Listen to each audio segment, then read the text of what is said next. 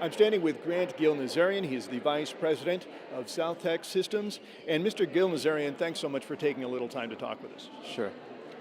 Tell us a little bit about what SouthTech Systems does. You're based here in Riverside. Let's find out a little bit about your business. Sure. Our company automates government solutions. We've developed several government packages that help clerks, recorders, clerk of the boards, registrar of voters, and other city agencies with several processes. Our first claim to fame was the automation of marriage license system in California, and we took the clerks out of a typewriter into the computer world, so that was great. And also we developed the internet electronic recording first in the United States that allows title companies to record documents electronically using the internet with the recorder's office. And one of the latest products we've developed is the automating of Form 700s. It's the employee disclosure statement that everybody in California who makes decisions working in government, they have to fill out the forms, and everybody hates that process, and it's very cumbersome, so we've automated that system, and last year we had over 30,000 government employees use that system. So that's what we do. So Mr. Gyulnazaryan, obviously very forward-thinking company, very advanced, and you sound like you're kind of on the forefront of innovation. What do you think in general terms of the concept of setting up these iHubs throughout the state of California by essentially bringing together the various technological resources and labor resources for the purpose of helping to grow business within these areas in the state?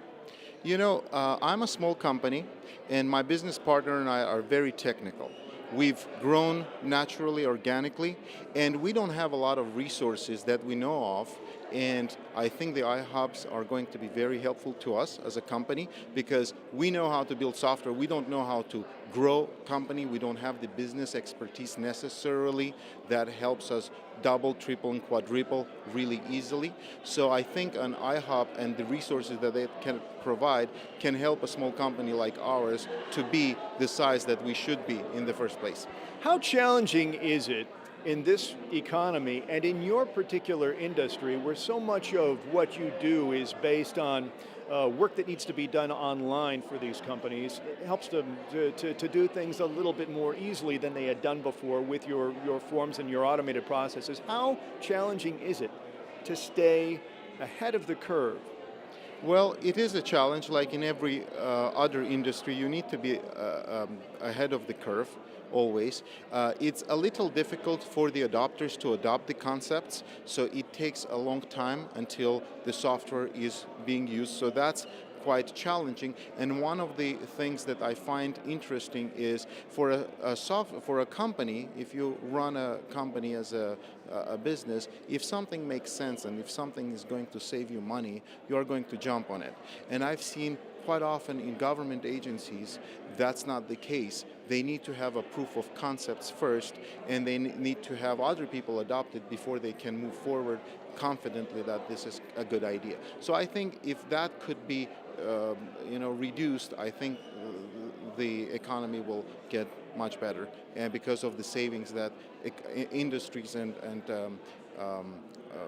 information technology brings to the table. And you just touched on something that I wanted to close with, and that is basically your outlook for the economy, and certainly in terms of how your business is doing. How do things kind of look, to you, kind of going into the last quarter of 2013 and then looking into 2014? Sure, that's a very good question. Actually, I'm an immigrant, and I believe in America. So this is not necessarily an economic question, it's a question of what do you think what the country will do? I think the country, California, is going to do fabulous. I believe in ingenuity of American people. I believe in free enterprise, where you give opportunities to people to accomplish anything they put their mind to. That country will prosper if we put the proper foundation and not prohibit free enterprise. I think it's going to be fabulous. So that's just my opinion. A very optimistic perspective. Grant Gyulnazaryan, thank you so much for joining us today. You're welcome. Thank you.